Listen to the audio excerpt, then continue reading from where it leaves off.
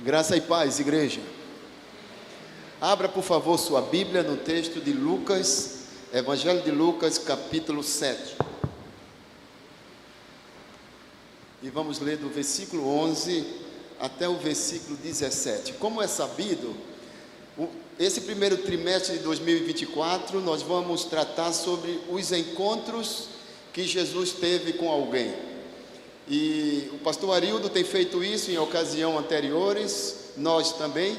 E hoje, particularmente, nós queremos tratar sobre o encontro de Jesus com a viúva de Naim, baseado no texto que nós falamos, que é Lucas, capítulo 7, versículo 11 até o versículo 17. Após a leitura, eu peço que você mantenha a sua Bíblia aberta para que você possa ir confirmando conforme o desenvolver da prédica. Diz assim o texto, Evangelho de São Lucas, capítulo 7, versículos 11 a 17. A ressurreição do filho da viúva de Naim. Um dia subsequente, dirigiu-se Jesus a uma cidade chamada Naim, e ia com ele os seus discípulos e numerosa multidão. Como se aproximasse da porta da cidade, eis que saía o enterro do filho único de uma viúva, e grande multidão da cidade ia com ela.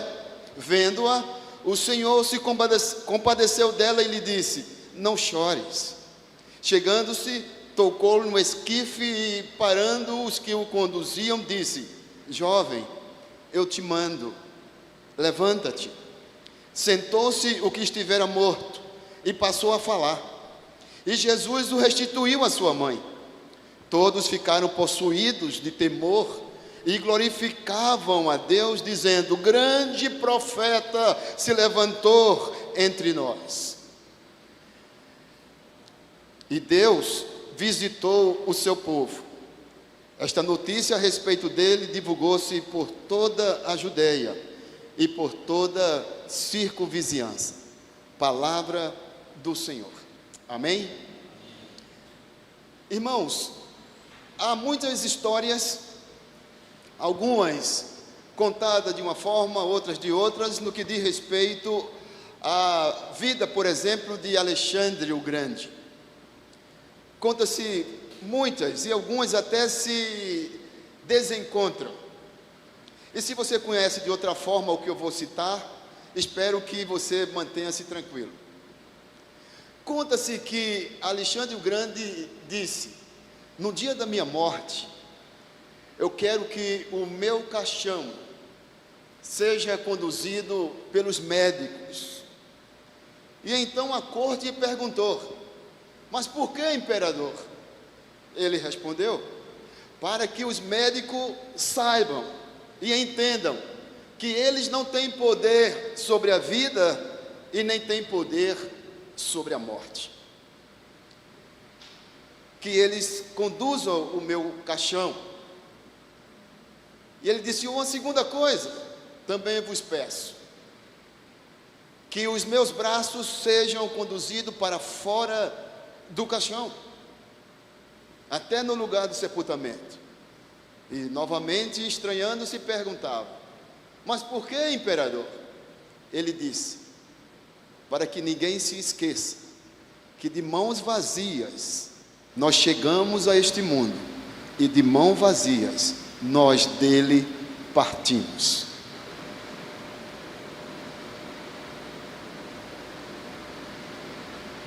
Diante desta palavra, nós estamos vendo um texto que nos chama a atenção, que parece até difícil de entender, porque tem um texto que fala de uma viúva, que fala de morte, fala de tristeza, fala de amargura, sofrimento, perdas.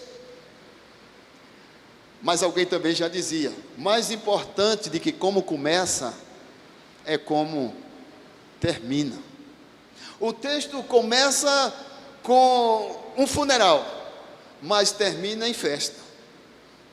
E Deus seja glorificado. Onde Jesus Cristo chega, a tristeza transforma-se em alegria. Em João capítulo 2, todos estavam festejando um casamento. Acabou o vinho, a tristeza abateu-se no recinto. houve uma ligeira indignação. E Maria disse uma coisa: fazei tudo o que ele vos disser, ou o que ele vos mandar. Onde Jesus chega, até a água transforma-se em vinho. Se você tem a preocupação, ou já teve, de olhar as Sagradas Escrituras, você vai ver que houve algumas ressurreições. Jesus ressuscitou algumas pessoas. Ressuscitou a Lázaro, ressuscitou a filha de Jairo. Ele se auto-ressuscitou. E aqui estamos diante de um texto onde ele ressuscita um anônimo, filha de uma anônima. Logo, subentende que qualquer um de nós poderíamos estar inserido nesse contexto. Mais importante de quem você faz, ou o que você pensa ser, é o que Jesus é para você, e consequentemente do que ele pensa a seu respeito.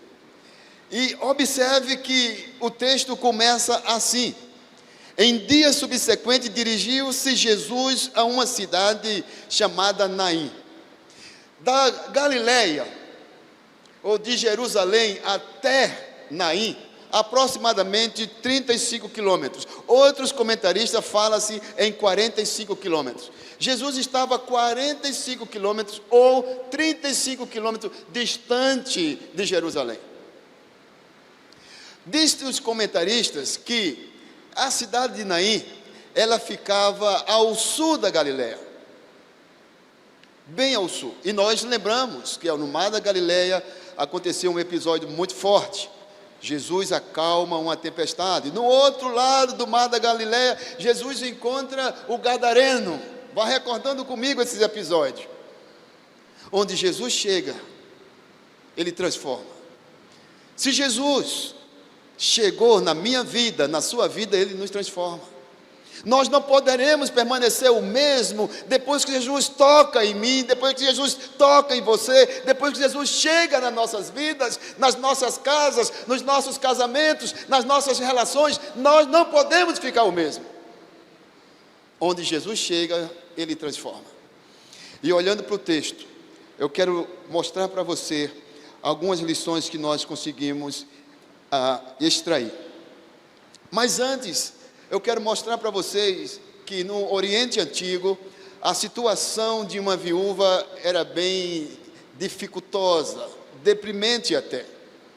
No Oriente Antigo, a viúva, ela não tinha recursos próprios. A viúva, ela corria o risco de perder o que tinha, e ela corria o risco de viver na miséria, tornar-se uma pedinte, e dependendo da sua formosura, ela corria o risco de até se prostituir por sua própria sobrevivência. Normalmente no Oriente Antigo, as viúvas, elas viviam em situação economicamente difícil. Outra coisa que nos chama a atenção é que as viúvas, elas, além de ter esse tipo de conceito ou de procedimento que era tomado a seu respeito, elas normalmente amargavam uma vida de solidão. Uma vida de solidão. Quem já viveu ou sentiu a solidão sabe como ela é deprimente, dolorosa. Diga-se de passagem que eu e a irmã Gláucia passamos em Bolívia como missionários 12 anos, longe dos nossos filhos, longe dos amigos, longe da nossa língua, longe da nossa culinária.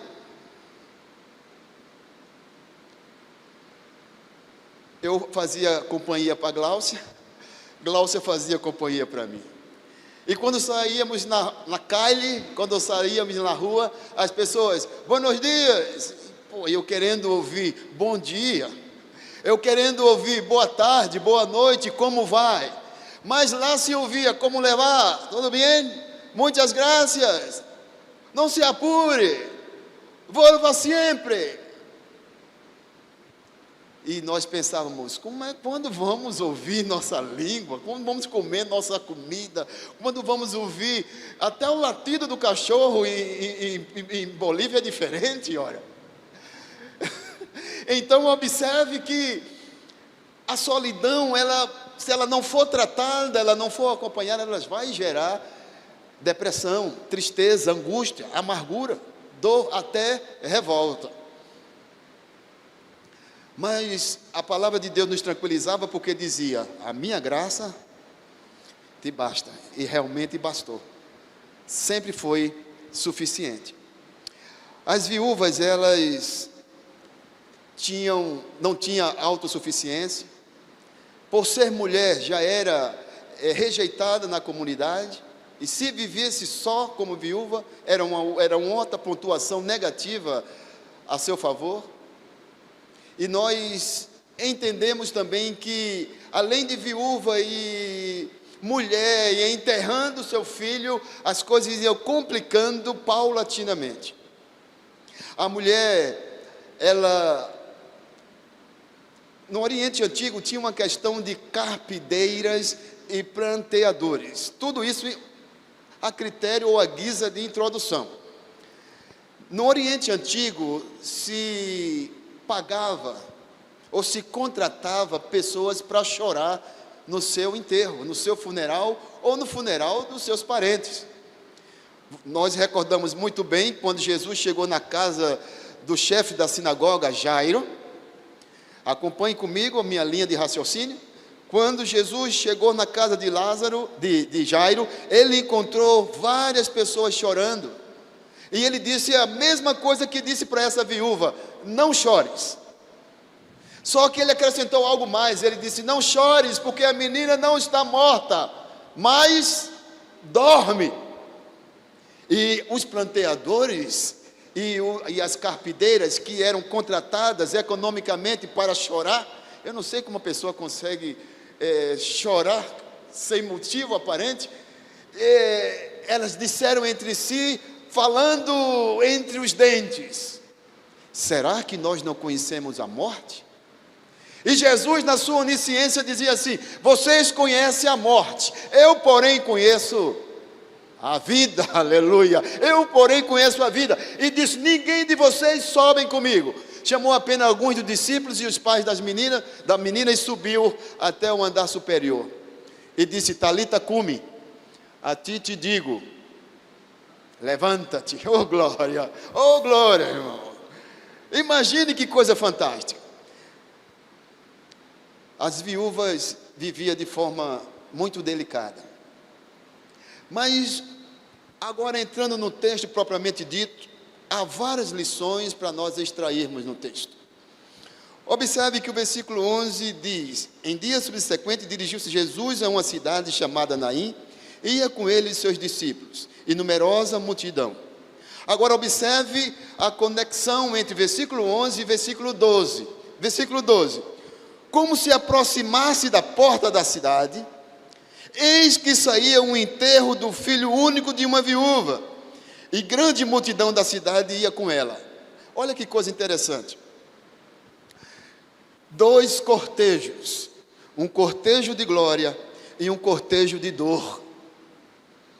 Um cortejo de vida e um cortejo de morte. A grande pergunta, de forma retórica, que passo a fazer, é a seguinte: nós estamos fazendo parte do cortejo de vida ou do cortejo de morte? Nós estamos fazendo parte desse cortejo de glória ou estamos fazendo parte do cortejo de dor? Amém, aleluia. Então observe, em nome de Jesus, que esses dois cortejos se encontram. E, irmãos, ainda que os sumos sacerdotes, ainda que toda a corte romana não conseguisse parar Jesus, uma mulher viúva, chorona, tristonha, sofrida, consegue parar o Filho de Deus. Ainda que Roma não conseguisse parar Jesus, ainda que todo o clero não conseguisse parar Jesus, a dor de uma viúva o parou. Compaixão.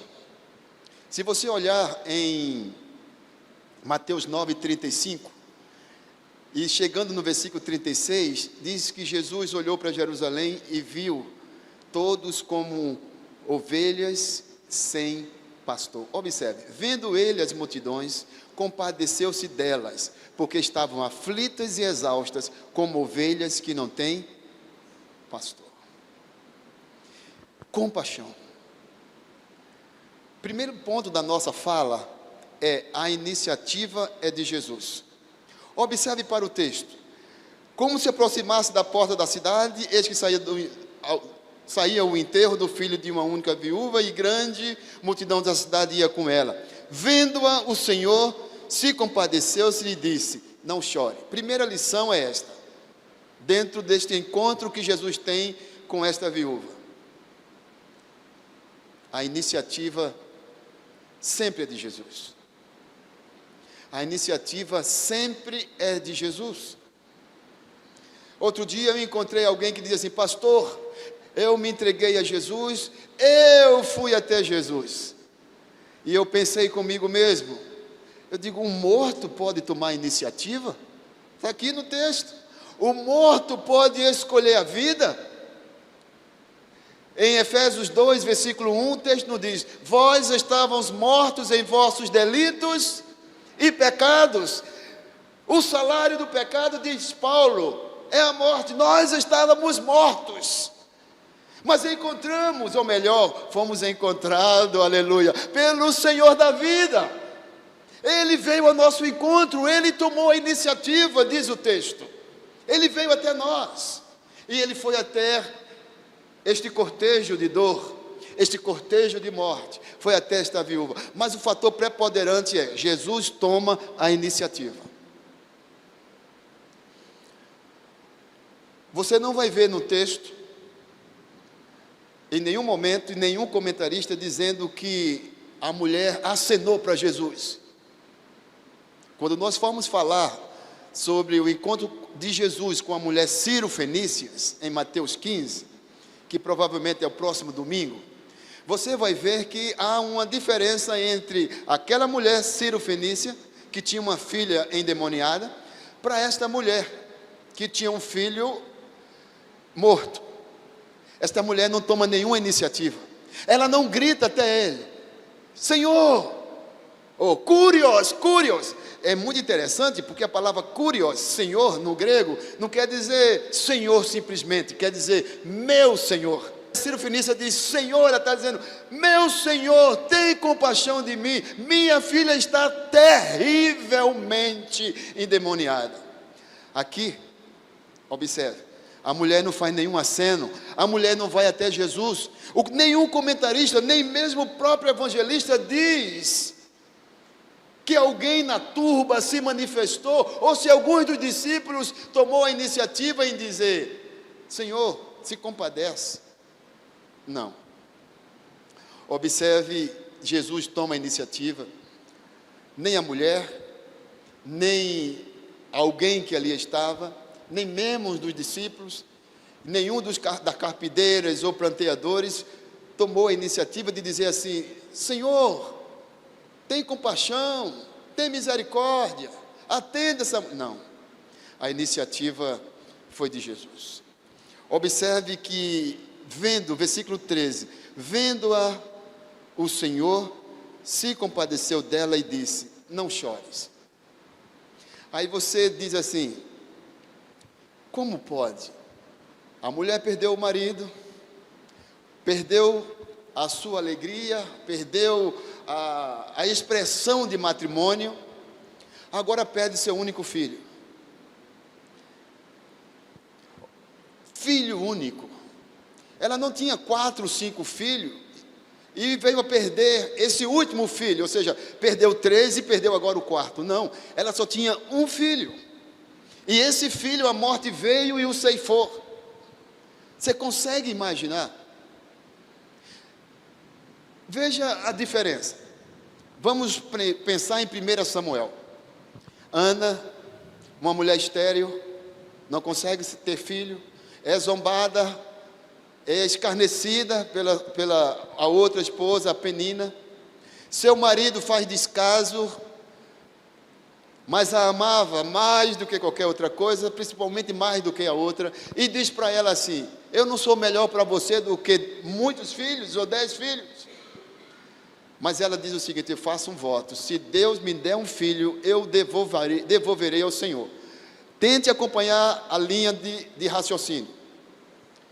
Essa mulher estéril passa a ter um filho, ela tem o filho, depois que ele é desmamado, ela entrega para servir na casa do Senhor, Samuel.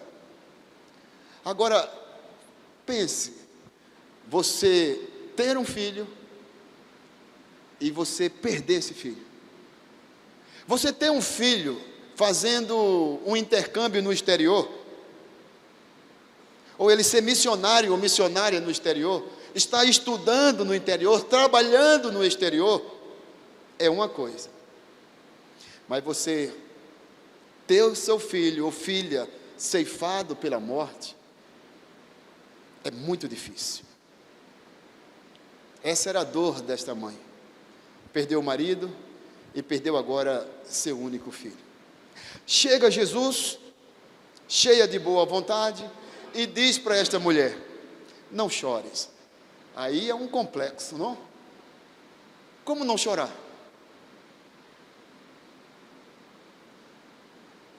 Mas Jesus é onisciente. 3 coisas eu quero dizer a você. Jesus não foi esses 35 quilômetros ou 45 quilômetros andando por acaso. Ele sabia, por ser onisciente, ele sabia que ia encontrar na entrada da cidade. Diga-se de passagem que ele não entrou na cidade. Ele, na porta da cidade, ele fez esse milagre. Não precisou entrar. Outra coisa importante, Jesus, por sua onisciência, ele não só sabia que ia encontrar aquele corpo, aquela pessoa, aquele cortejo de dor, aquele cortejo de morte na entrada da cidade, como ele também sabia o que ia fazer. Por isso ele diz para aquela mulher: não chores. Ela não sabia, porque ela não é onisciente, mas ele é. Quando ele diz para ela não chore, ele está dizendo para ela assim: os seus problemas acabaram. Está dizendo assim: eu cheguei, filha,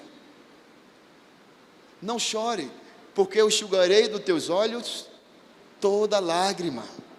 Não chore, porque a morte jamais reinará sobre a vida.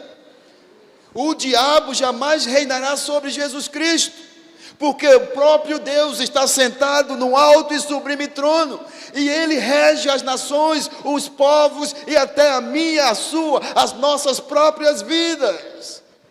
Por isso Ele diz: não chores. A segunda lição que o texto nos mostra é que uns são conduzidos pelos mortos, e alguns são conduzidos pela vida. Jesus quer que eu e você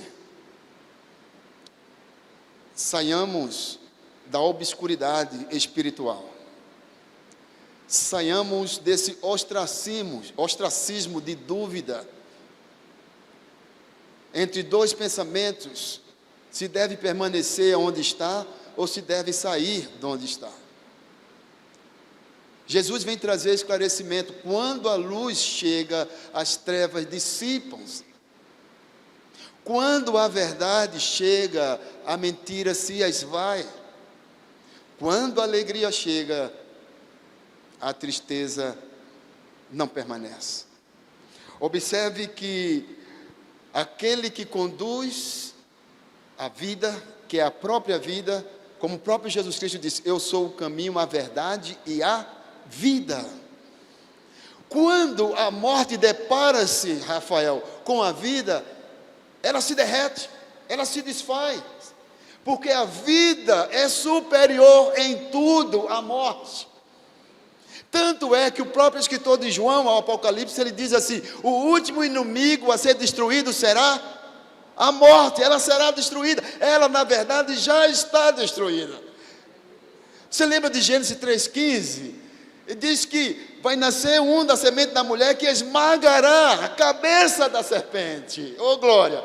E essa pessoa é Jesus Cristo, e já nasceu, e já pisou, e já esmagou. E nós como igreja somos mais do que vencedores por meio daquele que nos amou. Nós estamos vivendo no cortejo de glória em direção a Jerusalém celestial. Se você, querido ouvinte, está perdido, inserido no contexto ou num cortejo de dor, um cortejo de morte, eu quero convidá-los a vir para o lado de cá. Se você não está acostumado a ver o sobrenatural acontecer, é porque você está no cortejo errado, você está no grupo errado. Se você não sente a sensibilidade espiritual, é porque você está do lado errado.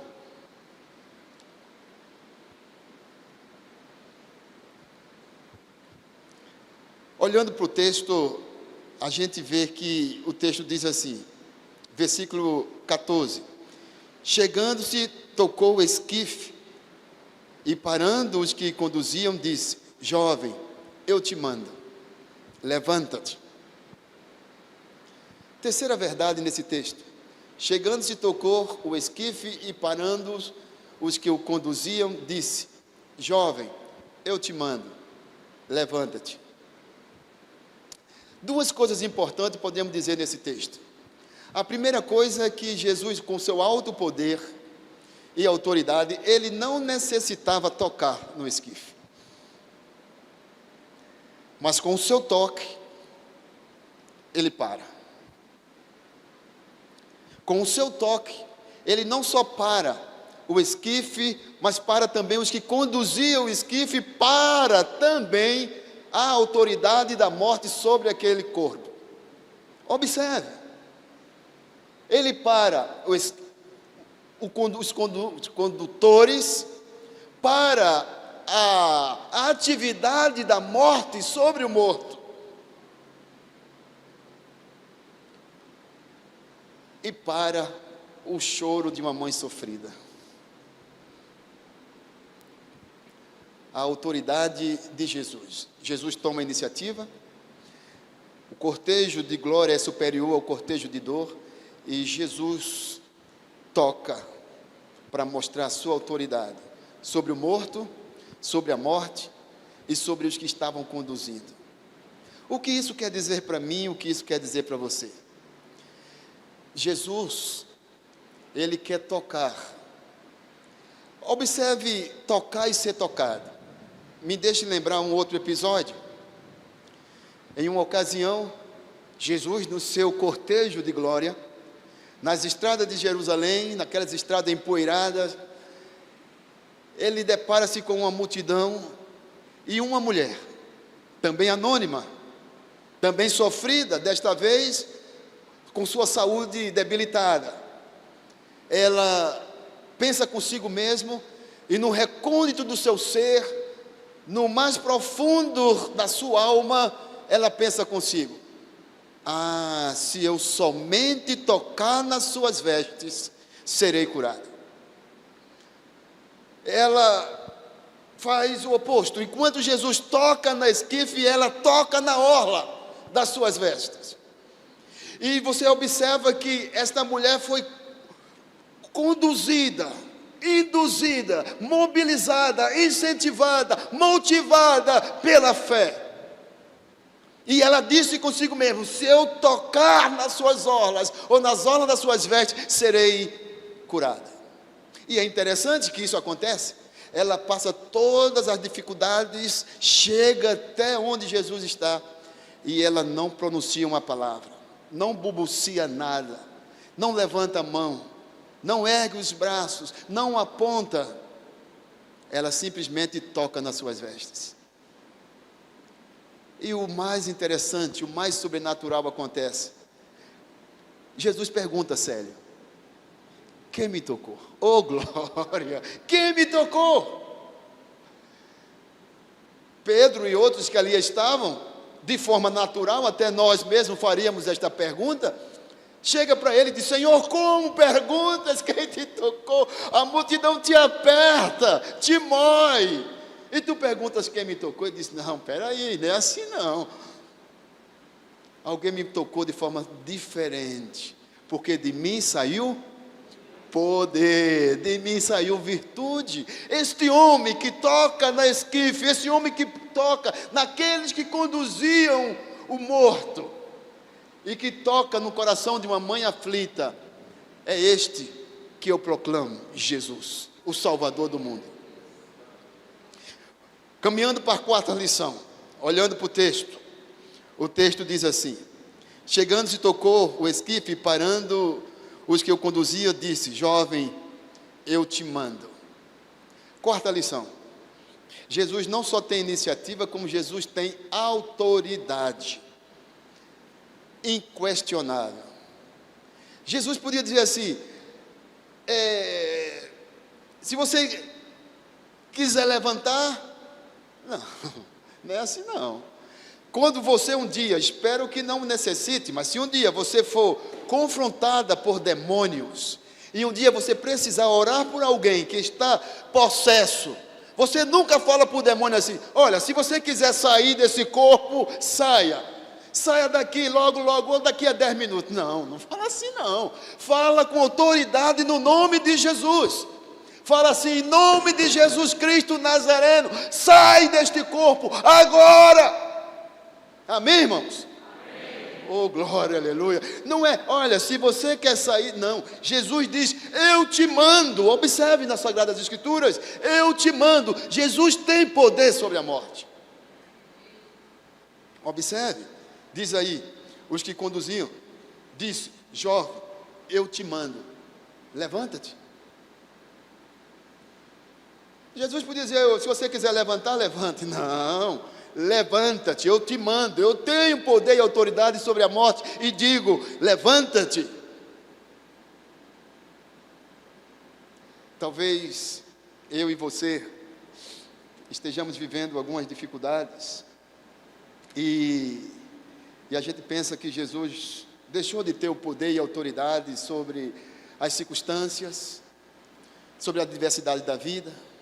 Vocês lembram quando Jesus estava atravessando o mar da Galileia num barco com os discípulos?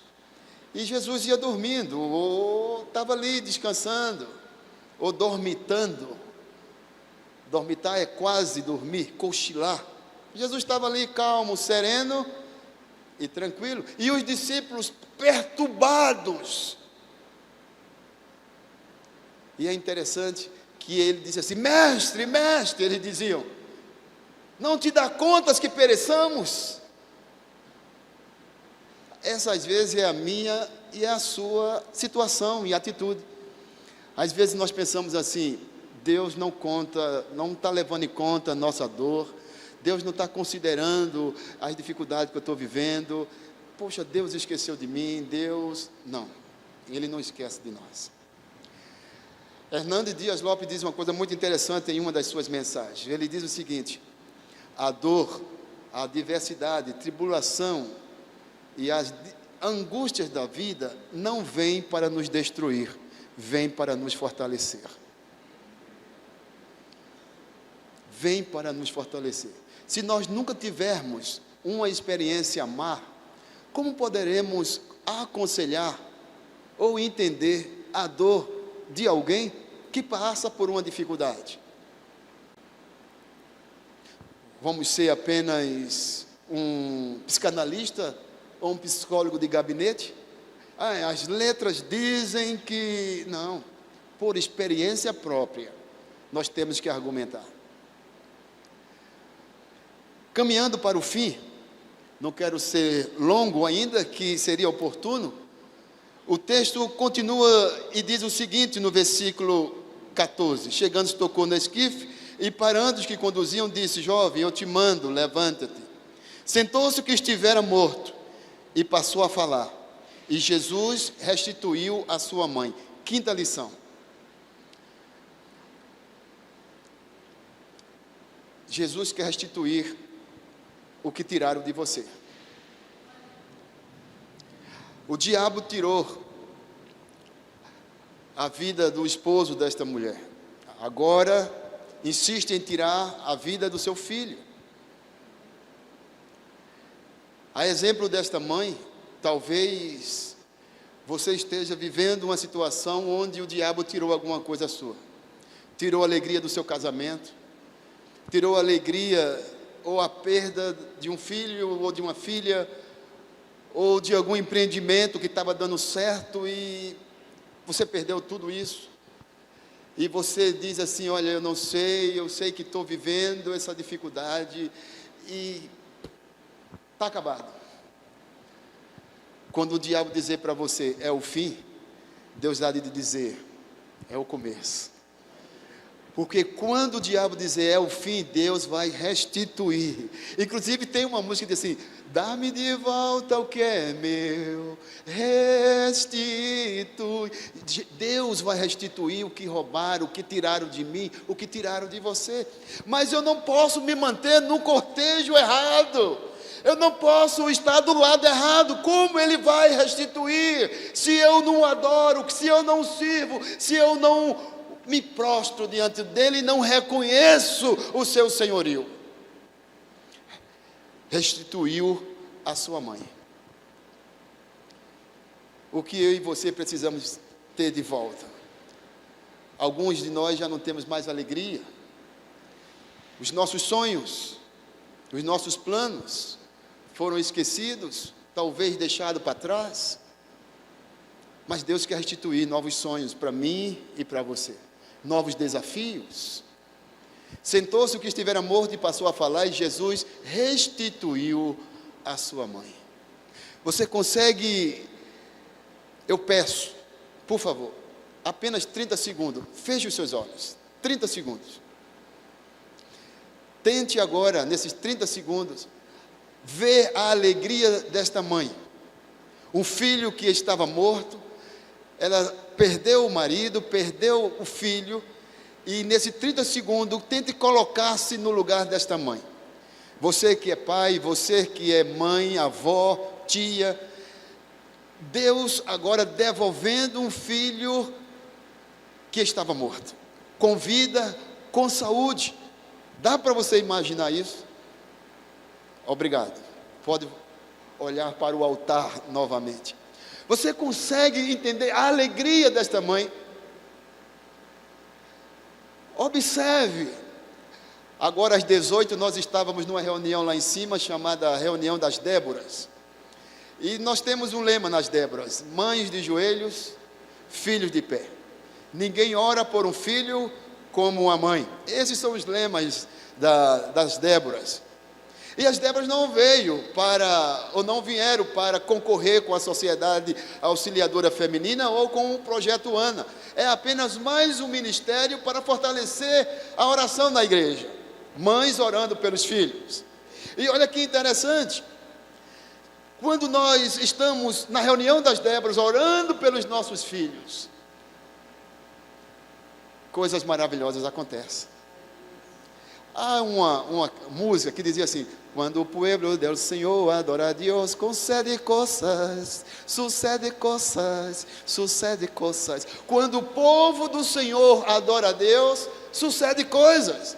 Nós precisamos, a esposa do Tiago, Zan, desde já, ore pelo seu filho, Gustavo, amém? Ore pela sua formação física, ore pela futura esposa dele. Está entendendo? Por quê? Porque ninguém ora como a mãe. Eu e você precisamos entender o valor não só da oração, mas o valor de quem ora e como ora. E é interessante que o texto nos mostra claramente esta verdade. Restituiu a sua mãe.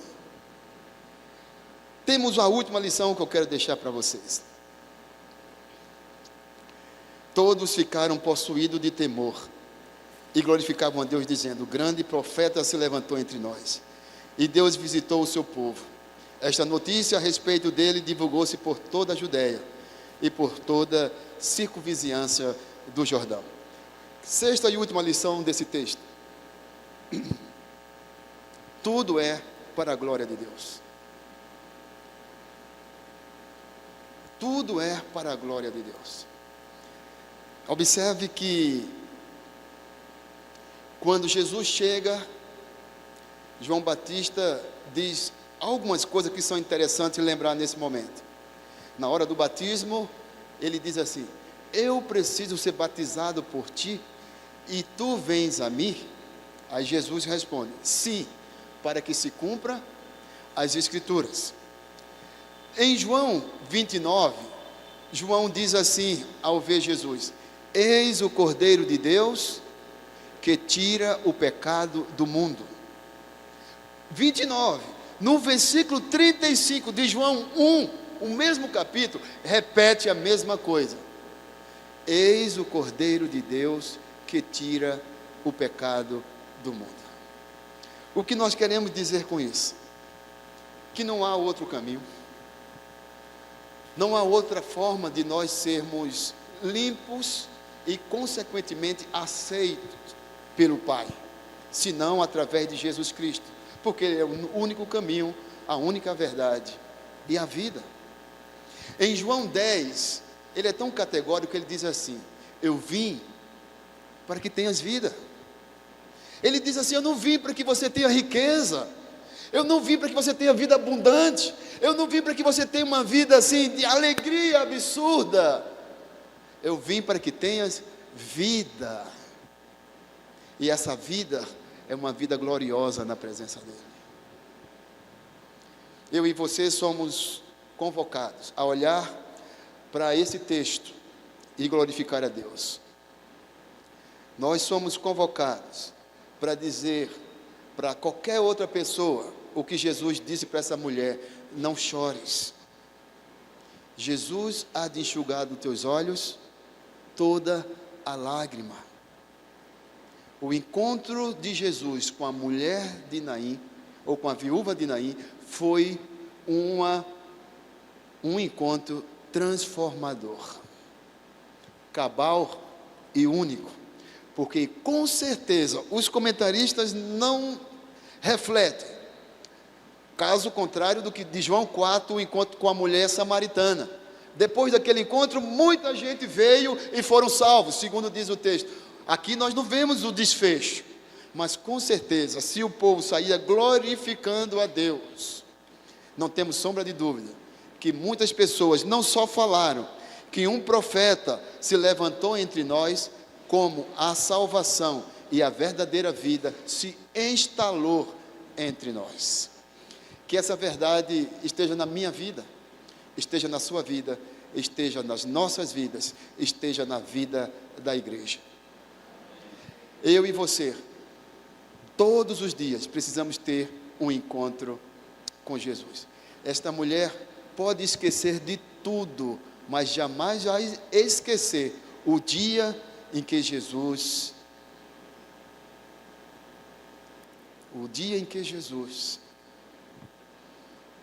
ressuscitou o seu filho. E isto é um protótipo do que Jesus fará no dia quando ele vier rompendo os céus com grande resplendor e glória. Os crentes que estiverem vivos serão transformados e encontrados com o Senhor, conforme 1 Tessalonicenses capítulo 4. E aqueles que já foram antes de nós serão transformados e estaremos para sempre com o Senhor. Promessas do Senhor para a minha vida e para a sua vida. Nós só precisamos ter a certeza de que fomos encontrados por Jesus.